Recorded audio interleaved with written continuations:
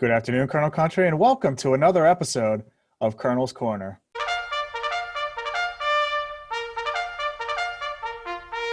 On today's episode, we'll be previewing the 2021 Wilkes University men's lacrosse season. Our guest today is head coach Curtis Jaques. Coach, thanks for joining us. Thanks for having me. Now, Coach, what can you tell us about the 2021 season that we have upcoming? What are your expectations? Well, my expectations is I want to get 100% of our games in. That's a very, very high expectation. But we have our game schedule was given out 2 weeks ago, and we're excited. We're ready to go. But we want to get our games in. I think that's probably the most important thing for us. So that's my biggest expectation. And that's a high one. So with that being said, getting prepared for these games and, making sure that we're managing the off-field COVID protocols is really important to us. So that's my expectation. I want to get all our games in. Now, what can you tell us about the returners you have coming back? You have a lot of guys that are moving on in their careers that have gotten an extensive amount of playing time over their first year, their first 2 years, even their first 3 years. So what can you tell us about some of the players that you have coming back for you this year? Sure. I think the biggest iceberg effect on our team that a lot of our fans might not see is the returners in goal. I definitely want to give a shout out to our goalie squad that keeps us very honest in practice. And I think that's a rising tide that floats all boats. With Scafaro and Lasher and Dan Cox, and now Joey Marino coming in as a freshman. Those four goalies, those returners have a big impact on just the pace of practice. On the offensive side of the field, we bring a lot of talent back. Nico Lorenzo this year, I think this is going to be a breakout year for him. He's put the work in.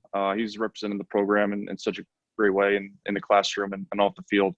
But I think he's going to have a breakout year for us this year. Our other senior, Jameson Shaw, I think he's going to do a great job with the faceoff X. He's done a great job working with Coach Gerard, working on the new techniques and the new mechanics at the faceoff X. So I think we're excited for that. Now, what can you tell us about the newcomers that you have coming in this year that'll try and compete for some playing time their first year on the field for the Colonels? Sure. We'll see a lot of new faces on the defensive side of the field. Matt Warrens has done a great job coming in and with a long pull from a face-off wing to just transition offense. He's really brought the tempo. Austin Seams has done a great job between the lines. He's a fantastic athlete that's bought into that up-tempo style that we want to play. So another one of those strong two-way middies. But down low, Brian Schultz, Brennan Keegan. We're going to see some big bodies down low on the defense side of the field that are going to make an impact right away for us. So we're excited for it. Now let's talk about the new MAC Freedom. Over the last 2 years, we've lost teams and we've gained teams. What can you tell us about your thoughts on the new 9-team MAC Freedom that will be debuting this year? I'm excited to see some new faces. Stevens Tech, Lyco, we've seen them before. We've scrimmaged them and played them before. But Stevens Tech is new for us. Arcadia will be new for us. So we're excited about those new faces. I think across the board, every year since I've gotten here, the MAC Freedom has constantly gotten more and more competitive. Not being able to play the conference games last year was upsetting, obviously, but I'm excited. We're going to see 7 new opponents this year that our program has never played before in games. So we're excited for that. Now, as you just mentioned, we're playing 7 new opponents. What can you tell us about some of the games we can look forward to with this year's schedule? Sure. Well, we start with York this weekend, and then Messiah will come to us before we start up with our conference play. We have 2 more non-conference games late in the season. But I think the thing we're most excited for and for this season is the full team conference tournament. I think that's really where the roller coaster is going to hit. And I'm excited for that. I think every game, the fact that every team makes the playoffs, and it means that obviously every game matters no matter what. But I think that gives a really cool light at the end of the tunnel for no matter what team, no matter what challenges await us from a COVID standpoint, there is that light at the end of the tunnel to have a full team play in tournament. So I'm excited for that. Now, throughout the past year, as you've talked about, there have been some COVID restrictions. It's easy to see the negatives in some of the things that we've had to deal with just to get to this point and have a season. But can you talk about some of the positives that you've seen with your program as you've progressed through this year, with the obvious roadblocks that come with COVID?